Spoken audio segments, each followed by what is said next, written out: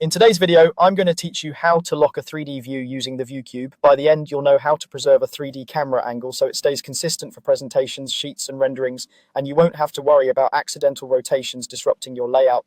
First, open the 3D view you want to lock. Make sure this is the exact composition you want to preserve. Take a moment to orbit to the best angle, set your level of detail, turn on or off the elements you need, and adjust the crop or section box if you're using one.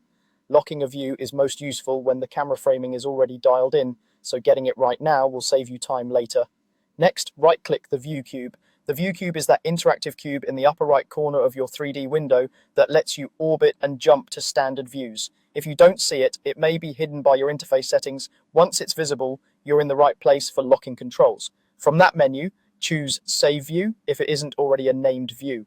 Locking only works on named 3D views, not on the temporary default view. When you select Save View, you'll be prompted to give it a clear, descriptive name, something like Exterior Southeast Sheet A301 or Lobby Camera Render.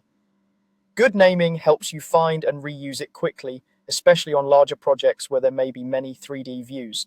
Now, right-click the ViewCube again. You'll see additional options specific to view control. This is where the lock command lives. Choose Lock View. This tells the software you're ready to protect the current camera settings from unwanted changes. You're just one click away from making this view stable. Finally, pick Lock 3D View from the options. After you do, the view becomes protected. You'll notice that orbiting is restricted, which is exactly what you want when preparing sheets or maintaining a consistent angle across design iterations. You can still work with visibility, graphics, and annotations as needed, but the camera orientation itself stays fixed. A couple of quick tips as you wrap up.